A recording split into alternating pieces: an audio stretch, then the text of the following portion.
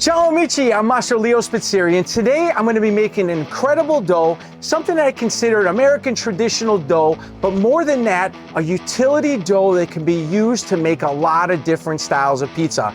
I want all of you novices out there to make this dough together because it's very simple ingredients and all you need is just simply your hands.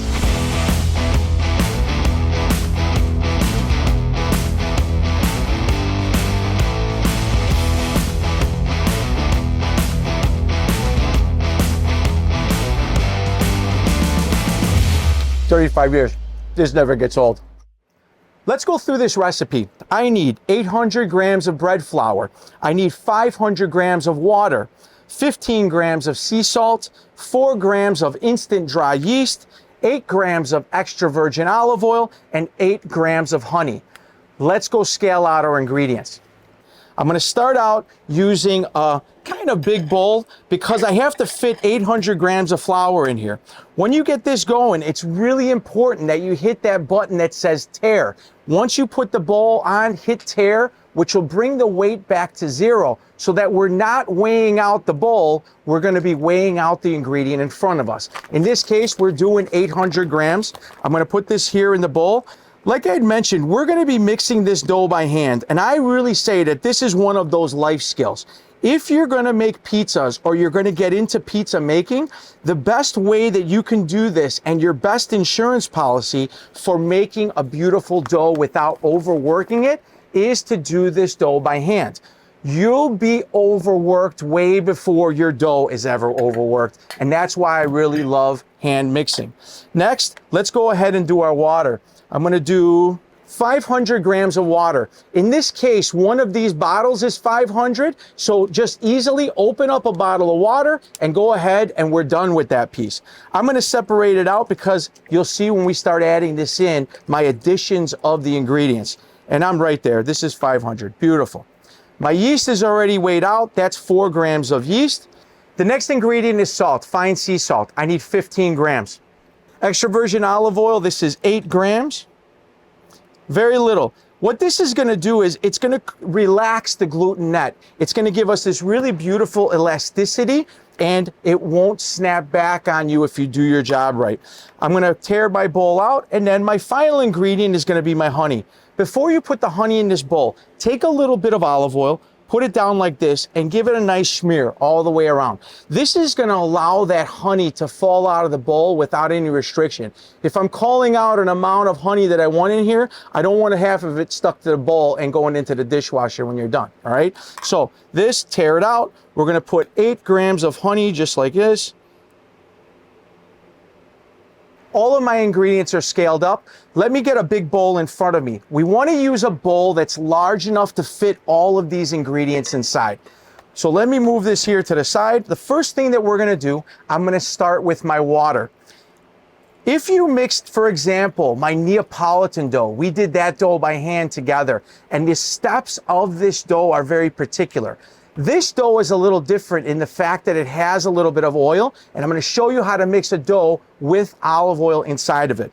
From here, the next one I want is my honey. I'm going to be able to put that honey, and you can see how easy this flows out of the bowl, and it doesn't stick all over everything, and my bowl is fairly clean. Next thing I've got, I'm going to mix this in, and I'm going to add my salt into this. The salt being in this stage of this mix is going to dissolve really well. And then as I'm building my dough, all of this is going to end up inside of that gluten net. Think of this gluten as being the network that all those gas bubbles are going to be retained into. And with us putting the salt up front, it's almost like we're seasoning that gluten net with a little bit of flavor. From here now, I'm going to add about half of my flour into this. In this, I'm gonna start mixing with my fingers. I used to say, like, those of you old pro wrestling fans, right? You remember the iron claw? Like, take your hand, bend your fingers, turn it sideways, and you've got an incredible whisk. That's what I'm using here. I'm gonna take my fingers and I'm stirring my fingers around, and little by little, the amount of flour, Ethan, come in close over here.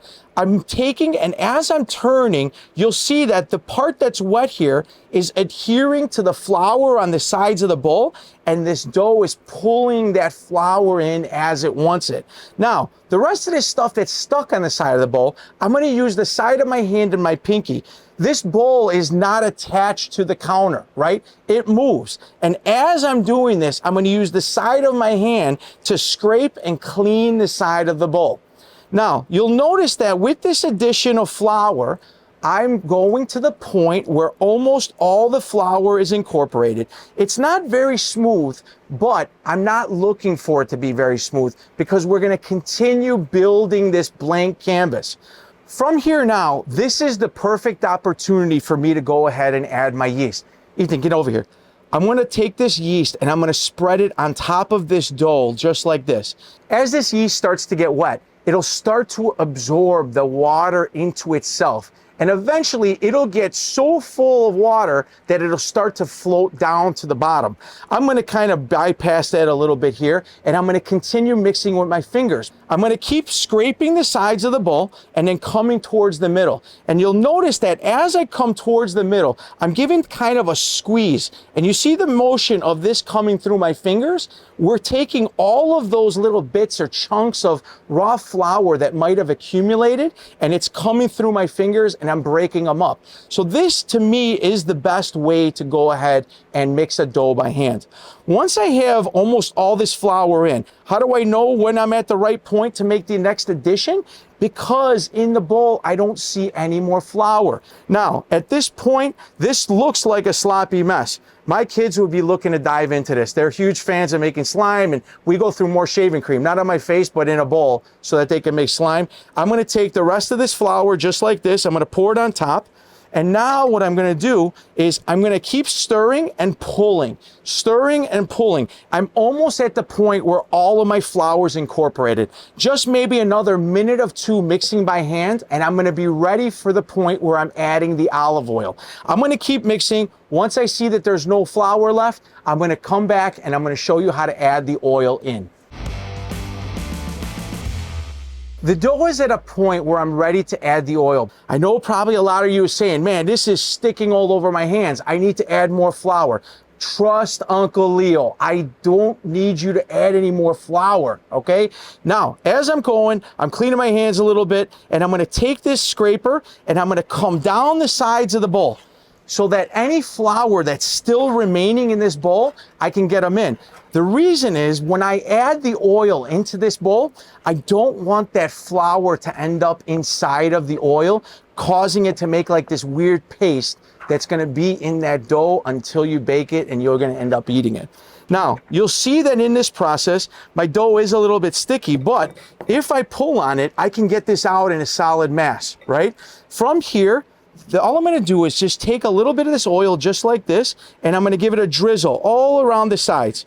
And because it's not a lot of oil, it's really just in there to keep things nice and soft in the event that you decide to bake this at a lower temperature to make yourself a crispier crust. It'll keep the inside nice and chewy and subtle. I'm gonna go around and I'm gonna continue that kneading. I'm squeezing this with my fingers, and you'll notice as I continue to do this, this dough is becoming really beautiful and shiny. Once everything is all mixed in and I don't see any more pools of gold, that's when I'm gonna pull this out and I'm gonna put it on the counter, and I'm actually gonna start kneading it. As you can see right here, this dough is almost to the point where it's not sticking to my hands, it's not sticking to my fingers pretty much. My dough is done hand mixing. Let me move this out of the way. I'm gonna move all this stuff, and I'm gonna clear my work surface. From here, when I do my kids' classes, I tell you guys this all the time. Use this method. I call it the airplane method, right? Little kids say, I say, how does the airplane take off? And they go, zoom, just like this on the runway. And I want you to use that same movement when we knead. I don't want you crash landing this plane into the runway. I want you to go up and let it fly nice and high. So what I'm gonna do is I'm gonna pull back, pull forward, pull back. This rocking motion is actually massaging that gluten strand and making this, oh, look how beautiful already it's starting to get without a lot of work. I'm gonna turn it to its side and I'm gonna do the same thing in the opposite direction. What this is doing, this gluten that we're creating, it's kind of overlapping those gluten strands, one on top of the other. It's already to a nice solid mass. I'm working on top of a wood cutting board here, and it's not sticking. At this point, it's time for a rest. I'm gonna take this dough, I'm gonna put it on my counter, and I'm gonna cover it with some plastic. Plastic wrap is fine. Let it sit and rest for 15 minutes, and then I'm gonna come back and show you what the next steps are. Using my scale, I'm gonna divide these doughs to 300 grams. This should make 4 dough balls, but I want you to go ahead and weigh them. Don't just one eye this. I'm gonna cut a strip, turn this over, and then put these up onto my scale until I hit 300. And then, like before, you've seen this a million times in my other videos, I'm gonna go and make all of my dough balls and we're gonna put this away. If you feel like your dough is creating that little bit of skin on the exterior, go ahead and put a little bit of plastic wrap on it, and it won't have that skin. Making dough balls is super simple, and again, I'm gonna show you my method for doing it. Grab one of those pieces of dough. You'll notice that this isn't sticking, even though it felt like it was really wet earlier. I'm gonna take the dough. If you have some dough that has that kind of skin that's been created, use that as the middle of the dough ball. So what I'm gonna do is, I'm gonna put this down on a table, and I'm gonna kind of square this off. Then, take the opposite ends, the opposite points, and fold those to the middle. Then do the same thing on the other sides. We're gonna keep folding the points into the middle until we feel that this has become really tight on the outside. And if you do your job right, this will be super smooth, and that's the whole game. We wanna make this nice tight skin so that anything that's in here, including the gases, will get trapped. They won't be able to go through. If your dough ball is all perforated, you're gonna lose a lot of those gases, and this is the best way to do it. From here now, what I'm gonna do is I'm gonna flip it so that the flat side is down. This part here on the top that has all of these perforations or seams, I'm gonna start to pull from the outside towards the middle, and this is gonna create something that looks like that change purse. I'm gonna take my dough balls and stick them inside the dough box. From there, I can either let these sit out at ambient temperature until they've doubled in size, or I can take them right now, stick them inside the refrigerator, and let them chill out for about 24 hours. American traditional dough is what I call a utility dough that can be made for a lot of different styles. Very simple ingredients. You could find them at any grocery store. No matter if you're gonna put this on top of a grill or a flat top, stick it in an oven, it'll make a lot of different things without a lot of investment of time, especially if you've never made dough before. It's very simple to mix it up, put it all together, stick it in the refrigerator, come back to it, and go ahead and make some delicious pizzas. Leave me a comment down below and let me know what else you'd like to see. I'm Chef Leo. Ciao, amici.